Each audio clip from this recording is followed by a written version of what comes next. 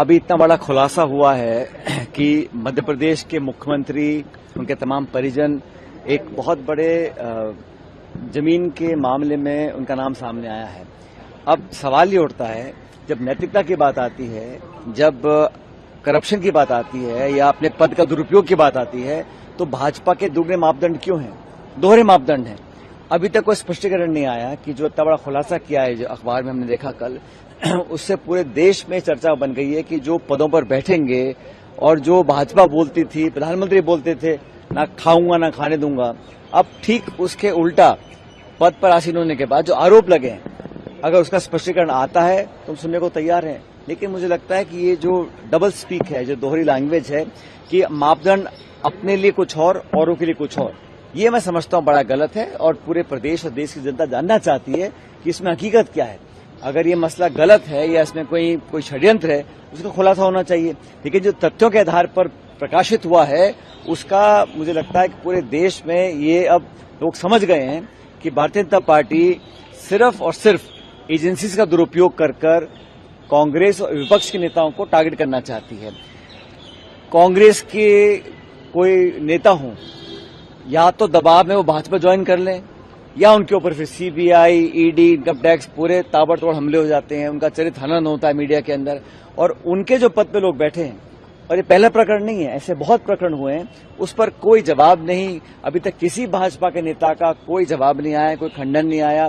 तो ये जो है, इस देश में जो हालात पैदा हो गए वो जनता के सामने हैं, और मुझे लगता है कि ये एक स्वस्थ परंपरा नहीं है।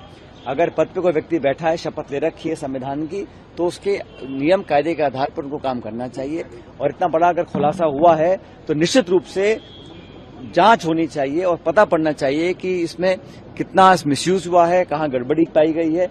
ये बड़ा प्रकरण है, मुझे लगता है इस पर जवाब भाजपा की तरफ से आना चाहिए। सर, राम मंदिर के डोनेशन को लेके भी सर गड़बड़ी की बात आ रही है, उस पर बीएचपी कह रही है कि एफआईआर होना चाहिए और प्रॉपर इन्वेस्टिगेशन होना चाहिए। अब ये अगर बीएचपी बोल रही है तो हम समझ सकते हैं। पहली बात, किसी भी धार्मिक संस्था, धार्मिक स्थान या धार्मिक मुद्दे पर अगर कोई व्यक्ति और या कोई और अन्य इस प्रकार की गड़बड़ी होती है तो बहुत दुखद है। और जो इतना प्राचीन और प्रसिद्ध धार्मिक स्थल है, उस पर अगर ऐसे आरोप लग रहे हैं, और ये कोई छोटा मोटा आरोप नहीं है, ये चौतरफा इस पर आरोप लगे हैं कि करोड़ों रुपए का इसमें गबन हुआ है, हेराफेरी की गई है, तो मैं समझता हूं इससे बड़ा कोई पाप नहीं हो सकता। इस पर भी सरकार को निसंकोच होकर जांच बिठानी चाहिए। जो लोग आरोपी, किसी के भी वो हमदर्द हो सकते हैं, सत्ता के विपक्ष के, लेकिन अगर भगवान के नाम पर आप वोट लेने में नहीं संकोच करते हो, तो जिनके नाम पर चोरी हो रही है, दिन दहाड़े हो रही है, ऐसे आरोप लगे हैं, तो उस पर भी जांच होनी चाहिए। अभी तक कोई जांच घटित नहीं करी, ना तो प्रदेश सरकार ने करी, ना केंद्र सरकार ने करी। तो लगातार ऐसे मसले उठ रहे हैं। और जैसा मैं पहले कई बार कह चुका हूं, आज की जो भारतीय जनता पार्टी है, उसका एक ही फोकस है, एक ही एजेंडा है कि किसी प्रकार एक मैन्युफैक्चर्ड मैंडेट इस देश में लाया जाए।